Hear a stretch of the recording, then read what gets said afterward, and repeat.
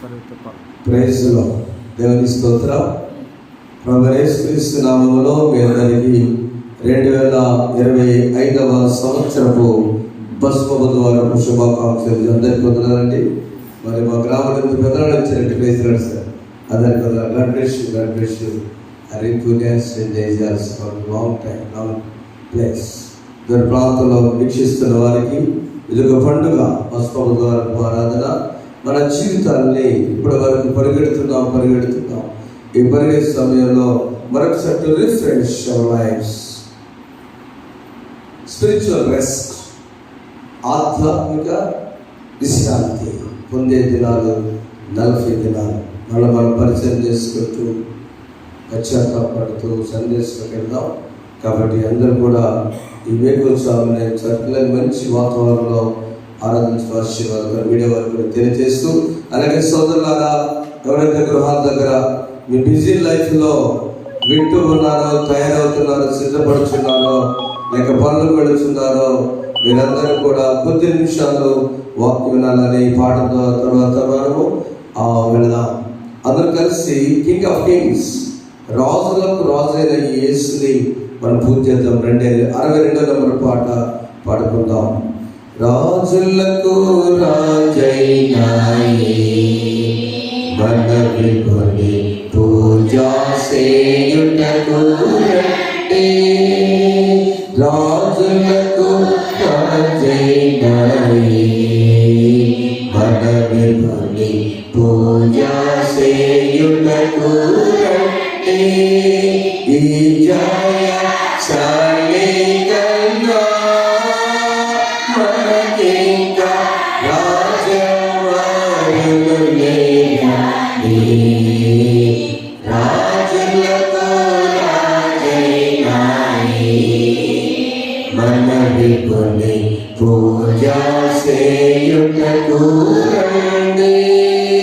కరుణాకల సోదరుడై ధరణికే తెంచేనయ్యా. తిరమోగా నమ్ముకొనిరా మన కొసగు పరలోక రాజ్యంబును. రాజులకు రాజైన మన విభుని పూజా చేయుటకు రండి. త్వరపడి రండి రండి. ఏ పరమ గురుని యొద్దకు మీరాలు దరికి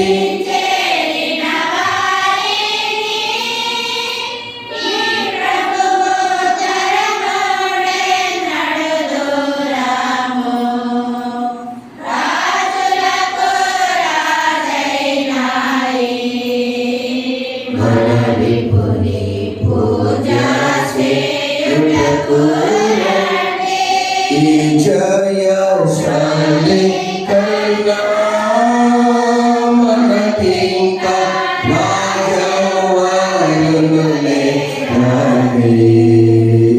రాజులకు రాజైన మన విభుని పూజా చేయుటకు. మన తండ్రి దేవుని ప్రభువైన యేసుక్రీస్తుని కృపయు సమాధానం కలుగుగాక. ఆమేన్. దయచేసి ప్రార్థన చేసుకుందాం. మహోన్నతుడైన స్తోత్రాలు. రాజులకు రాజుగా ఈ లోకం జనించి స్తోత్రాలు. తిరిగి మీ పరిచయం ముగించుకొని శిలువ కార్యం జరిగించడానికి గెత్సేమనే తోటలో 40 దినములు ఉపవాసముని కన్నీరు విడిచి చెమట రక్తంగా మారినంతగా ప్రార్థించిన యేసు ఆ దినాలను జ్ఞాపకం చేసుకుంటున్నాం. మాతో ఉన్న ఈ భస్మ బుధవారం ఆశీర్వాదాలు బిడ్డ దయచేసి వింటున్న బిడ్డలను వీక్షిస్తున్న బిడ్డలను జ్ఞాపకం చేసుకోండి. మాతో మాట్లాడండి. మా హృదయాలను సంధింపచేసి సంతృప్తి పరిచారు. యేసు నామములో కూర్చున్నాం తండ్రి. ఆమేన్.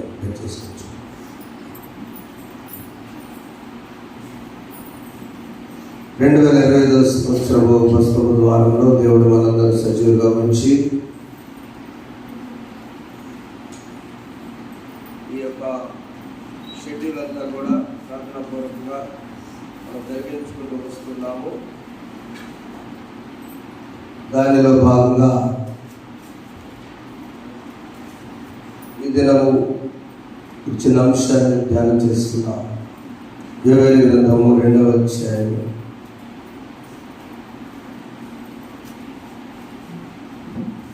12వ వచనంలో, ఇప్పుడైనను మీరు ఉపవాసం ఉండి కన్నీరు విడుచుచు దుఃఖించుచు మనఃపూర్వకంగా తిరిగి నా యొద్దకు రండి, ఇదే యెహోవా వాక్కు. దేవుని యొద్దకు it's a call, universal call, సార్వత్రిక ఆహ్వానం. అందరికీ, అన్ని దేశాలకు, అన్ని కులాలకు, అన్ని మతాలకు, అన్ని డినామినేషన్స్కి, అన్ని వర్గాల ప్రజలకు, అన్ని సంస్కృతుల వారికి it's a call. Please come. ఇప్పుడైనా అట్లీస్ట్ నౌ. ఎందుకు రావాలంటే మానవుని దేవుడు ఎంతో ప్రేమించాడు. యోహాను సువార్త 3:16 చదవకల్లా, దేవుడి లోకమును ఎంత ఆ కొలమానం, ఆ మెజర్మెంట్, ఒక తల్లి కుమారుని ఎంత ప్రేమించింది కొలత చెప్పగలమా? ఒక తండ్రి కుమారుడిని ప్రేమించి చెప్పగలమా? బిడ్డలు ప్రేమించడం చెప్పగలమా? మరి దేవుడు తల్లి కన్నా తండ్రి కన్నా మెరైన దేవుడు ఎంత ప్రేమించాడంటే, మానవుడు చేసిన తరువాత నాస్కారంలో జీవాత్మను ఊది అతను ఒక నరుడుగా చేసి ఒక 30 సంవత్సరాలుగా ఆదాము చేసుకున్న తర్వాత గాడ్ వాంట్స్ టు ఎంజాయ్. దేవుడు ఒక సహవాసం, ఫ్రెండ్షిప్, చెట్టు పుట్టలు, తర్వాత జంతువులు, ఆకాశం, నక్షత్రం, ఇవన్నీ కూడా రూపంలో మానవుడు పెద్దవాళ్ళే. కానీ God wants to enjoy fellowship, సహవాసం. అందుకే తోటలోకి వచ్చి ఆడుకునేది. ఎలా ఉన్నవాళ్ళ, బాగున్నావా? మన వల్లే మన స్వరూపం ముందు ఈ నరుని చేత మనకు మీటింగ్ వేసుకొని ఆదికాండం మధ్య 26వ వచనంలో మానవుని అంతగా చేస్తే దేవుడు, ఈ మానవుడు అవిధేయత ద్వారా, ఆజ్ఞను మీరుట ద్వారా పాపంలో పడిపోయాడు. ఎంత ప్రేమంటే దేవుడు లోకమును ఎంతో ప్రేమించమంటే నాకు ఆ మానవుడు కావాలి. చదవండి. మన పోలిక చెప్తున్నారు, నన్ను చెప్తానండి. ఇది ఒక మీటింగ్. ఎవరి మీటింగ్ అది? తండ్రి అయిన దేవుడు, కుమారుడైన క్రీస్తు, పరిశుద్ధాత్మ దేవుడు మనిషిని చేసే విషయంలో జాగ్రత్త తీసుకున్నాడు. ఆపరేషన్ చేయాలంటే జాగ్రత్త తీసుకుంటాం. ముఖ్యమైన వ్యక్తి 10 మంది డాక్టర్లు ఉండాలా, ఎలాంటి చేయండి, మొత్తం ఎక్కడికక్కడ మ్యాక్సిమం అతను బ్రతికించాలి. చాలా దేశానికి అవసరం, రాష్ట్రానికి అవసరం, లేదా కుటుంబానికి అవసరమో, చర్చికి అవసరమో కేర్ తీసుకోండి అని పెద్దవారు చెప్తారు. ఇక్కడ ఇంతవరకు నోటితో చూసిన సృష్టి మానవుడు ఎంత ప్రేమించాడంటే గాడ్ హ్యాస్ కన్సర్న్. ఆ శ్రద్ధ మానవుని జన్మ విషయంలో ఉందండి. ఈజీ కాదు మానవుని జన్మ. ఉదయాన్నే చిన్న సాక్ష్యం చెప్తారు. బండేసుకుని బయలుదేరి హెల్మెట్ పెట్టుకుని వస్తుంటే కొందరు వచ్చినాక మంచు బాగైపోయింది. నేను ఇంపార్టెంట్ కదా, నా వాయిస్ ఇంపార్టెంట్ కదా, నాకు జలుబు చేస్తే డేంజర్ కదా, 40 దినాలు వెనక్కి వెళ్ళి మళ్ళీ కారు తీసుకొచ్చేటప్పటికి ఒక దుర్వార్త చూస్తూ వచ్చాను. అందాక ఏమో ఇంటి చాలా మంది నాకు తెలవాలంటే, సరే 25 సంవత్సరాల పిల్లడు ఆత్మహత్య చేసుకున్నాను తెలియదు. ఏమంటే ఎందుకు ఏమైంది? కారణం తెలుస్తా. ఆ తల్లి అని తెలుస్తుంది, ఆ తండ్రి ఎవరు నువ్వు, నిన్ను చంపడానికి దేవుడు ఎంత జాగ్రత్త తీసుకొని, ఎంత కేర్ తీసుకొని, ఇన్ని 100 మంది తెల్లవారుజామున రోడ్డు మీద ఉన్నారేంటి? రాత్రి నేను ఎవరు బాగా ఉన్నాడుగా, 24 గంటల్లోనే ఆ గాయం ఎవరు? ఆ తల్లిదండ్రులకి, బంధువులకి. వై 25 years ఎవరు వస్తారు? ఎందుకు చనిపోవాలి? దేవుని భయం లేక, అంతే. వాళ్ళైనా మనమైనా ఎవరైనా దేవుని భయం ఉంటే శ్రమల వలయంలో వెళ్ళినా కూడా నీకేం కాదు అనడానికి 40 దినాల శ్రమ. గట్టి చప్పట్లు కొట్టండి. మన జననం చాలా విలువైంది. ఈజ్ వెరీ వాల్యుబుల్ అండి, చాలా విలువైనది, అది ఈజీగా తీసుకోకూడదు. అంత విలువైన మానవుడు దేవుడు చేసి ఆజ్ఞ మినిట్ ద్వారా దూరం అయ్యాడంతే.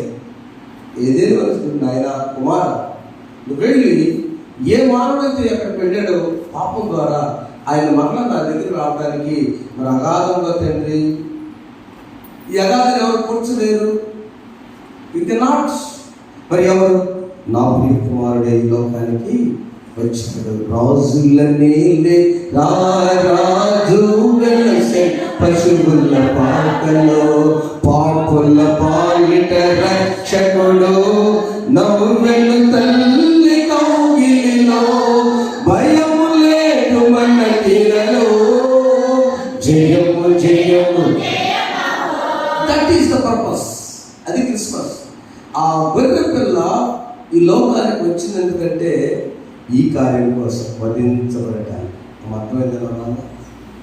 మానవుడు విలువైన మానవుడు వచ్చిన ఇప్పుడు ఉండబడాలి. ఆ రాజులకు రాజు మరలా రాజులకు రాజైన పూజ చేయుటకు. ఇప్పుడు రండి, ఆ రాజులకు రాజు శిలువ పైన చేసిన కార్యాన్ని జ్ఞాపకం చేసుకోవడానికి రండి. క్రిస్మస్ ముందు 40 రోజులు పెడతారు కొంతమంది మనవాళ్ళు. మీరందరూ 40 రోజులు ఇప్పుడు పెడతారుగా, మేము వెరైటీ పెడతాం. కాదు నాన్న, అన్నలారా, ఒక సీరియల్ ఉంది అక్కడ. క్రిస్మస్ తరువాత ఎఫుపానియా ఆయన తిరిగి ఆరోహణమైన తిరగడానికి ముందు ఈ సిస్టమ్ అంతా వచ్చిన తర్వాత ఒక క్రమ ప్రకారం పెడదాం. పెరుగన్న ముందు మీరు తర్వాత పోరాడు ఎవరైనా ఏంగా అన్ని కడుపులోకి లేదా ఒక క్రమం ఉంది అక్కడ. ప్రపంచమంతా ఒప్పుకున్న క్రమం ఇది. The Ash Wednesday is for the renew repent. వెళ్ళబోతున్నారు ముందు వాక్యం వారికి. ఇప్పుడైనా ఒక్క మాట కోసం చెప్తున్నాను, ఇప్పుడైనాను ఉపవాసం ఉండి, నెంబర్ 2 కన్నీరు విడుచు, నెంబర్ 3 మనపూర్వకంగా రండి రండి రండి కుటుంబాల కోసం. మత్తయి సువార్త ఈరోజు చదువుతున్న వాక్యం మానవ విషయంలో ఎలాంటి ఉపవాసం నా సహోదరి ప్రార్థన చేశారు. ఉపవాసంతో రావడం మంచిదే. ఎలాంటి ఉపవాసము? మీరు ఉపవాసం చేయనప్పుడు వేషధారుల దుఃఖములై ఉండకుడి, తాము ఉపవాసం చేయుచున్నట్లు మనుష్య కబులని.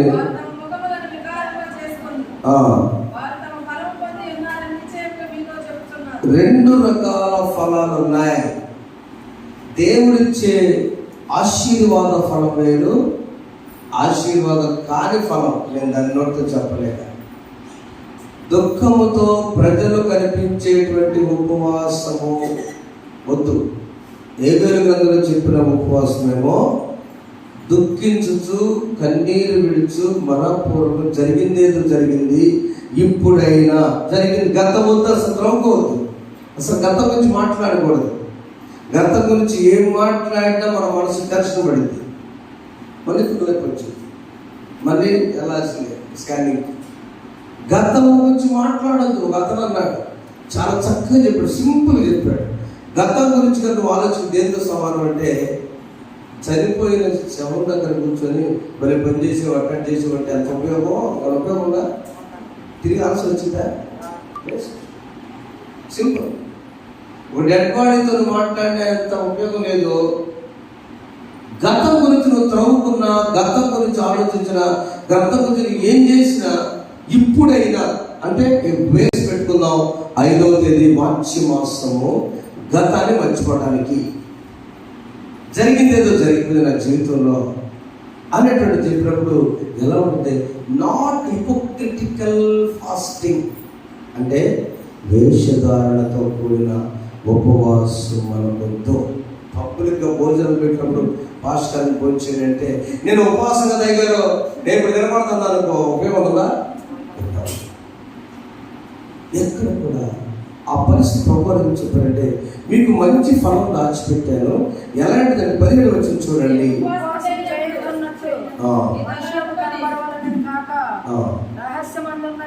రహస్యమందున్న నీ తండ్రి కనబడాలని ఉపవాసం చేయనప్పుడు నీ తల అంటుకొని నీ ముఖము కడుపును. అప్పుడు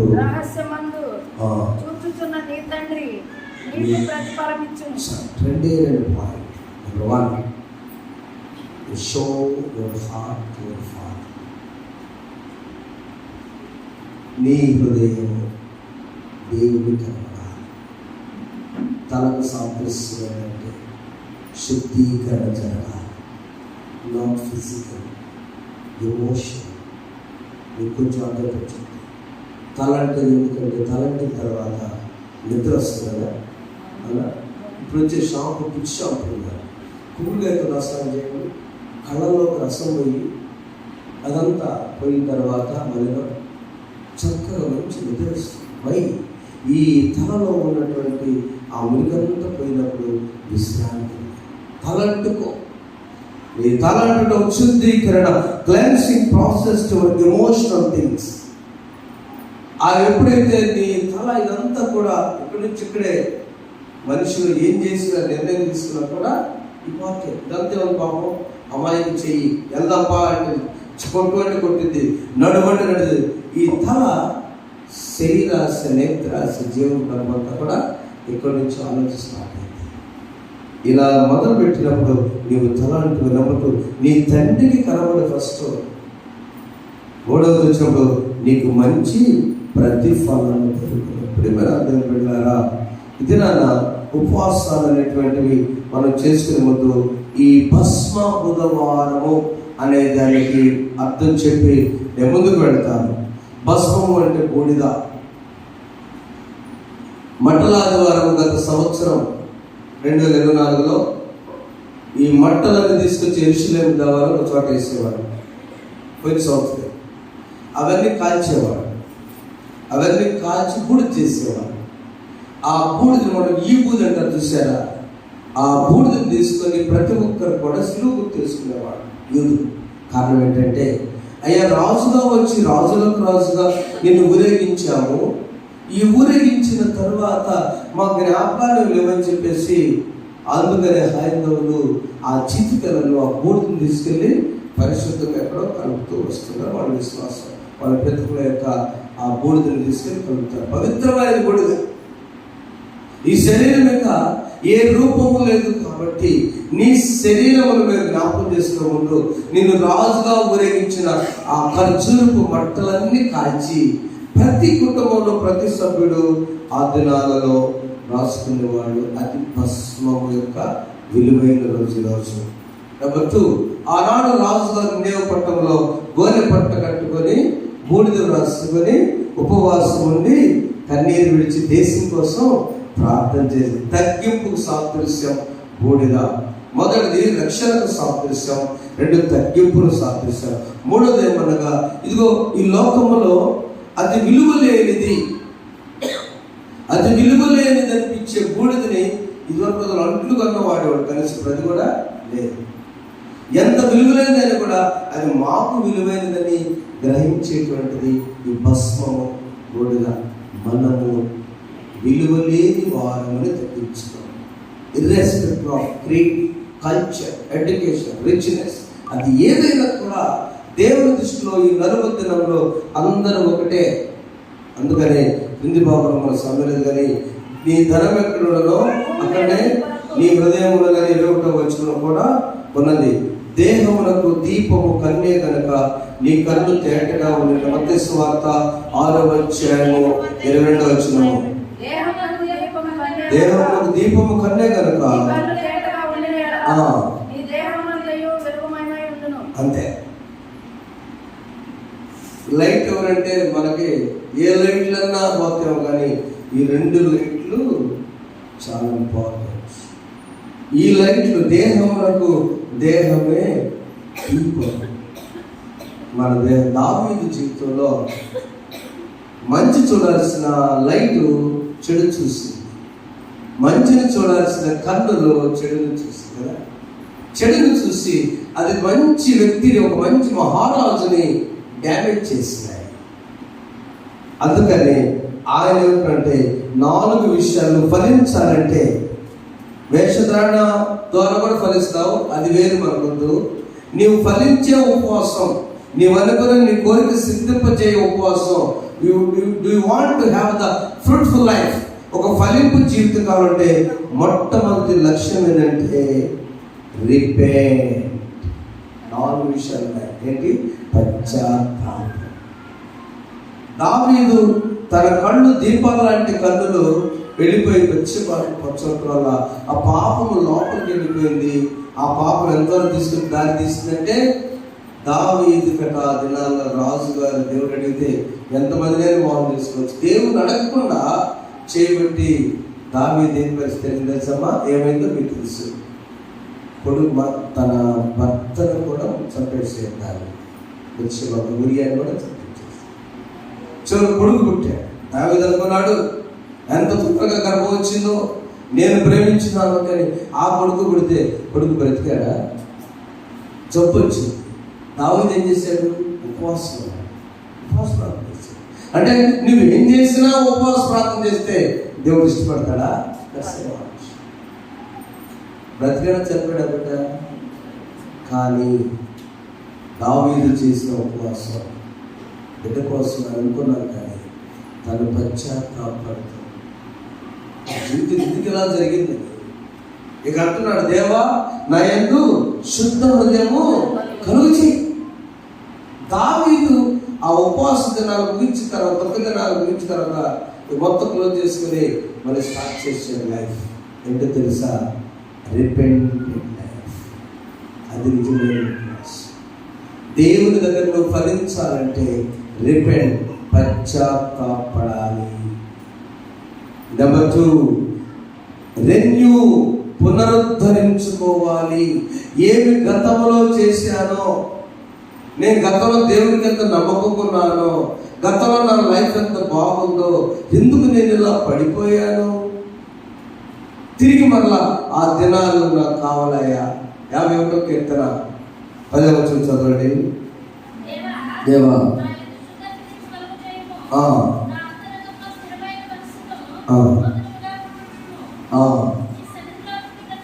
నీ సన్నిధిలో తిరిగి నన్ను నెట్టి మాకయ్యా.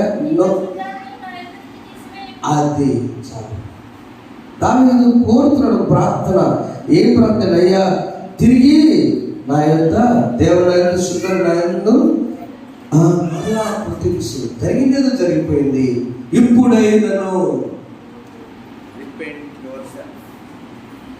Repent your self. మనం పశ్చాత్తాపడాలి. మరి అదే ప్రార్థనలో సౌ చేశారు కదా, ఆషామాషగా. అందుకే కదా ఇప్పుడు మనం నిందించేది. మీరేదో 40 రోజులు 4 ఆచారం చేస్తారు, 30 రోజులు క్రిస్మస్ చేస్తారు, తర్వాత డీజేలు మామూలే, పనులాటలు మామూలే, తగాదులు మామూలే, పనుకోకుండా మామూలే, ఐక్యత లేని మామూలే. Why your life of 40 days of fasting? ఎన్ని నిందలు, ఎన్ని వేదనలు, ఎంత కన్నీటి పరిస్థితులు, విరాల్సిన పరిస్థితి తెలుసా? ఇప్పుడైనా ఒకసారి దావీదు చేసిన తర్వాత ఆయన పశ్చాత్తాపడ్డాడు.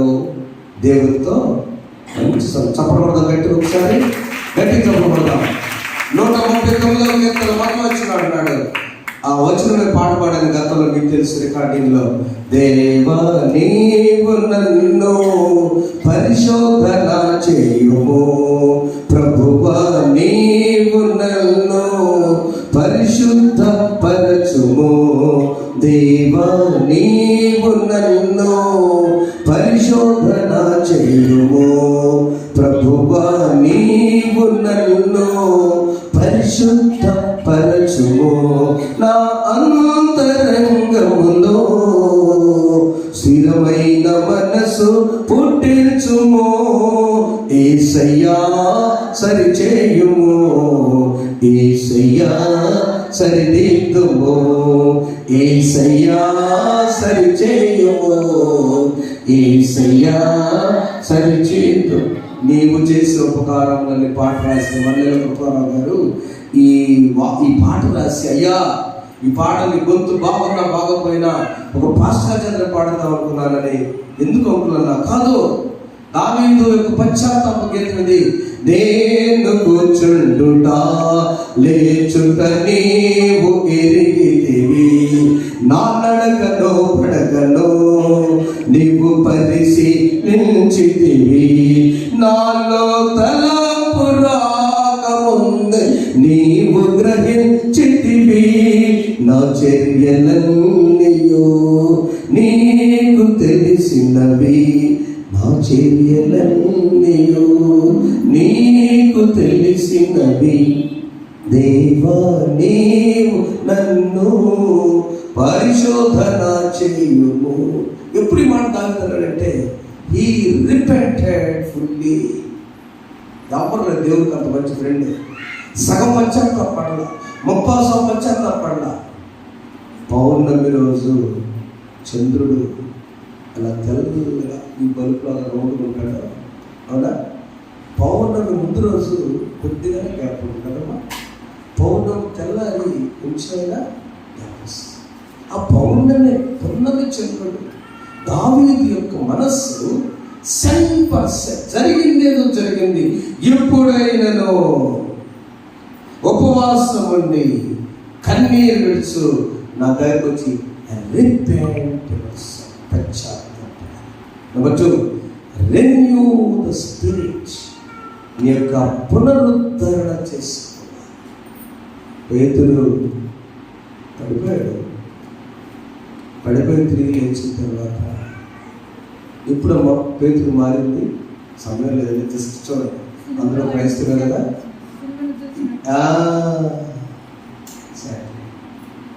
పేతురు, అయ్యా ఎంత ప్రేమించావు, నన్ను ప్రేమిస్తున్నావు కదా. చలిమంట కాసుకుంటుంటే పేతురు నువ్వు 3 సార్లు నన్ను నీ రోజు తెలియదు అంటాడు. ఊరుకో ఏసయ్య అన్నమాట. నేనే దశలో నీ పక్కన కత్తిసుకుని కూర్చుంటాను కదా. కానీ ఎన్నిసార్లు? కరెక్ట్గా 3 సార్లు. ఆ ఏసంలో అసలు నాకు తెలియదమ్మా తల్లి అన్నాడు చలిమంట దగ్గర. వెంటనే అలారం పెట్టాడు దేవుడు. ఒక్కరొక్కోడి వామ్మో, ఇంత భవిష్యత్ గ్రామీణ వాడా యేసు. నువ్వు 3 సార్లు ఎప్పుడైతే నన్ను అంటావో నీకు రెడీగా అలారం మోగింది. అక్కడ ఒక కోడి పోతాడు, ప్రభువా నన్ను క్షమించు.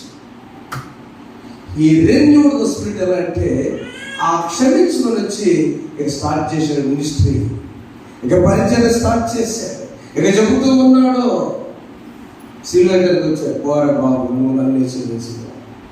రివర్స్ చెప్పడం ఒకసారి పేతురు యొక్క జీవితంలో నా యేసు చేత నేను యోగ్యుడను కాను. కాబట్టి రివర్స్, రెన్యూ ద స్పిరిట్. ఒకవేళ పడిపోయినా తిరిగి తెలుసుకొని పునరుద్ధరణ చేసుకున్నా. ఎక్కడ పడిపోయిందో తెలుసా? సహోదరుల, తమ్ముళ్ళ, అన్న, దేవుని బిడ్డల, యాజకుల, సేవకులు, we know our fall. మనము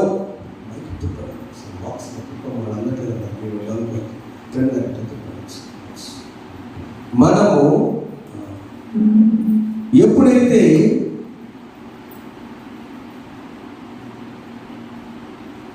ఆ రెన్యూ చేసుకుంటాం, పునరుద్ధరణ చేసుకుంటామో అప్పుడట దేవుడు నా బిడ్డ, ఎస్ థ్యాంక్ యూ, నా బిడ్డ,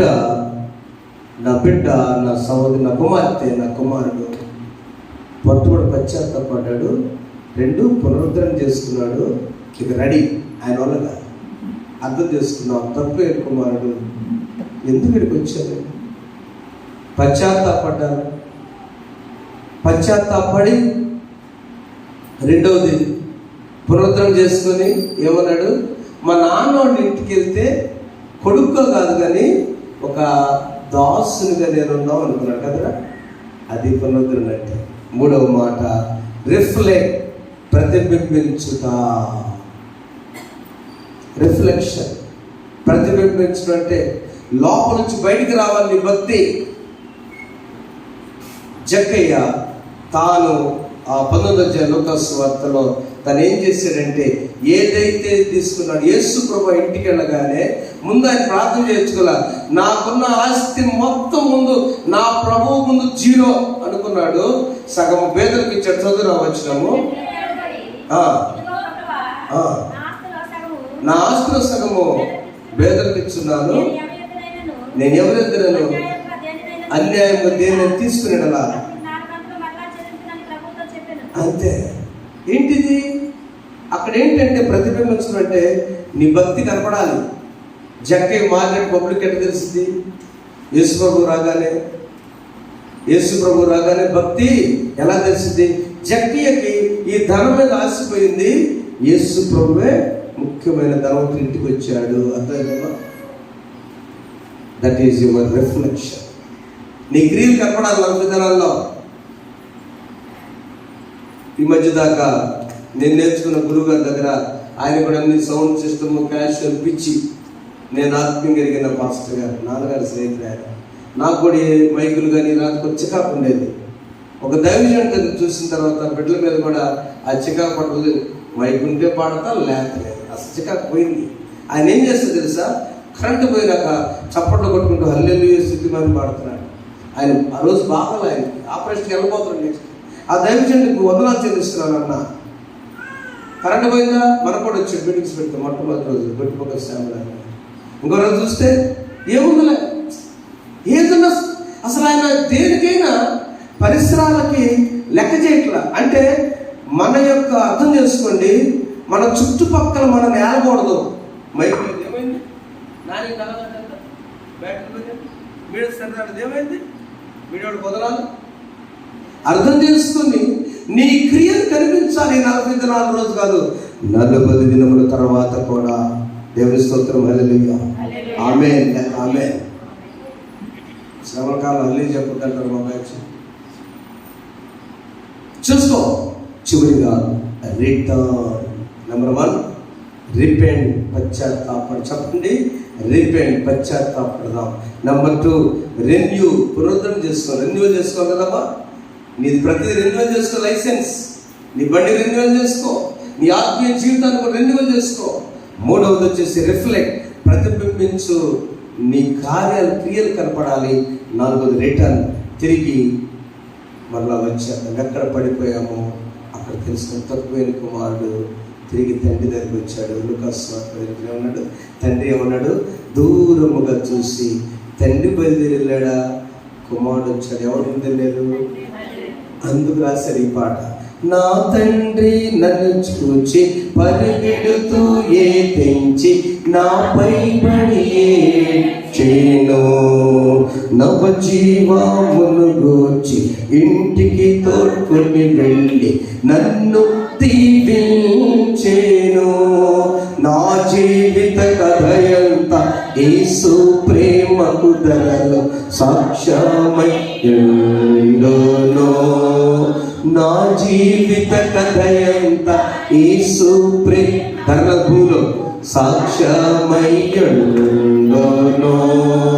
మార్గము చూపుము ఇంటికి నా తండ్రి ఇంటికి. మాధుర్య ప్రేమ ప్రపంచము చూపించు.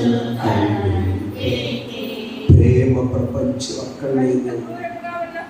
దూరముగా ఉన్నప్పుడు తండ్రి వాడిని చూచి కనికరపడి పరుగెత్తి వాడి మెడ మీద పడి. అంతేనా? కొడుకేమో చిన్నగా వస్తాడు, తండ్రి ఏమో పరుగెడతాడు. యేసు నిన్ను ప్రేమిస్తున్నాడు. నువ్వు 1 అడుగు ముందుకేస్తే యేసు 70 అడుగులు ముందుకేస్తాడు. చప్పట్లు కొడుకు గట్టిగా. Jesus is ready to run to see you.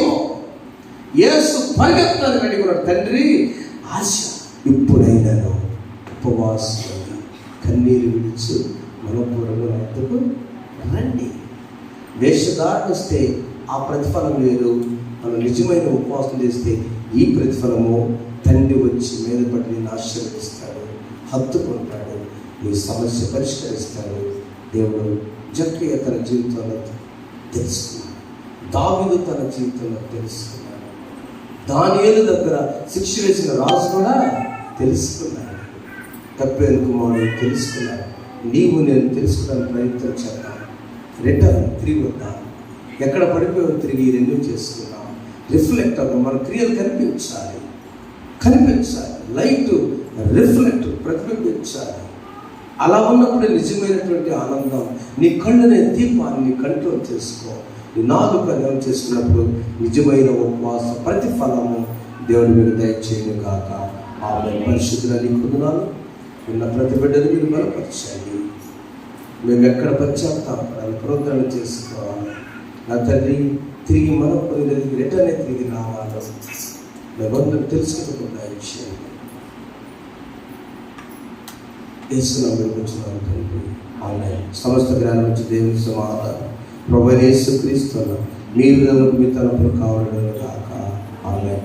దహన బలి నీకు నా నిష్టము, మరియు దైవ బాలులు విరిగిన ఆత్మయే. యెహోవా దేవా విరిగి నలిగిన యటి హృదయాంబల క్షంభు చేయము. దహన బలి నీకు నా నిష్టము, మరియు దైవ బాలులు విరిగిన చేసుకుంటున్నాం.